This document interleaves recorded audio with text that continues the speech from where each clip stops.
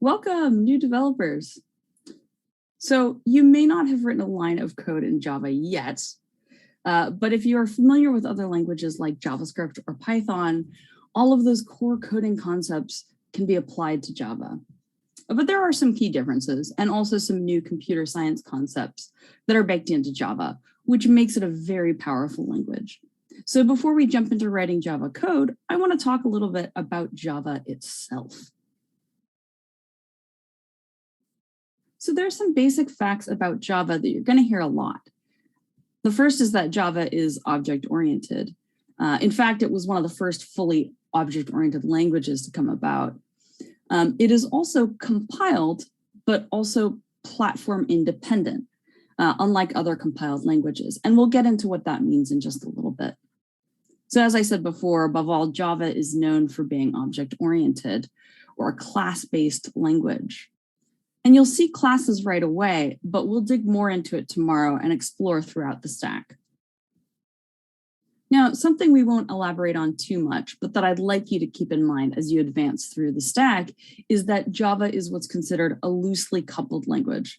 That is, Java applications are meant to be more flexible with how you can use the same functionality in all different situations and with different kinds of data. But first, let's talk about those first two things that Java is famous for, that really revolutionized the way modern programming is done. So how does Java work? Go ahead and get some popcorn before I take you down the rabbit hole. So pop culture always talks about ones and zeros. And actually, it's true, the processor on your computer is reading and executing machine code that is a series of ones and zeros called binary. But humans don't directly code in ones and zeros anymore because it's tedious and exceedingly difficult. That's where human readable language comes in: C++, Java, Python, JavaScript, C#, and so forth. But it does ultimately have to be translated into that series of ones and zeros, into binary. But there are two ways that this is done: with interpreters and compilers. So languages themselves are generally considered to be either interpreted or compiled, although they can use a combination of both. So we'll go over interpreted languages first. If you've coded in JavaScript or Python, you've had some exposure to interpreted languages. How interpreted languages get read and executed is actually a lot like a child cooking recipe. They have their parent or guardian read each instruction one line at a time, and after each line is read, the child executes that step as soon as they read it. So interpreters read a line of code, execute the line of code, read, execute, read, execute. Now, this has some benefits and some drawbacks. So one thing is that it's more flexible. So you can imagine that if we ran out of garlic or some other ingredient, we could replace it on the spot. So at runtime, you can actually replace variables. Let's say you need a different type or a different, some kind of other data. You can replace it at runtime very easily. It's also dynamically typed, which lends itself to being more flexible. You also write shorter source code. So the developer has a little bit of an advantage in that it's a little bit more simple to write. You don't have to think about statically typed variables, right?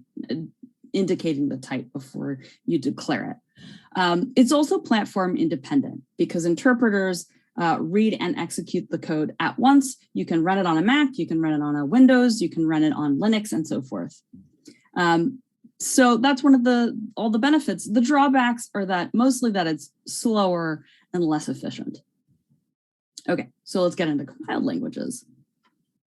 So compiled languages, on the other hand, are akin to cooking as an adult, but realizing the recipe that you want to cook is actually written in a foreign language that you don't understand.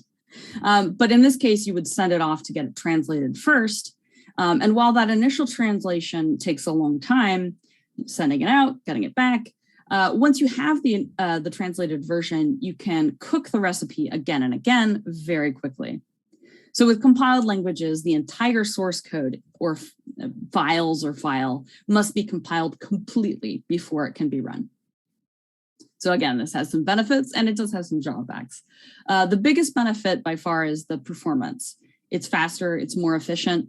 And that's why you see languages that are compiled like C++ used when you need bleeding efficiency for lots of hardware concerns and other sort of under the hood and back-end usage. You also have greater control over memory usage and resources, which is a huge plus. Some of the drawbacks, usually it's platform dependent, but with Java, it's actually not. And we'll get into that in the next video. It involves a little bit more syntax for developers. There's a little bit more, I wouldn't say complicated, but there's more considerations that you need to think about as a developer. So is one better than the other? Well, no. Both compiled and interpreted languages have the same capabilities in terms of what they can do. However, individual problems will sometimes be better solved with one or the other, usually based on efficiency.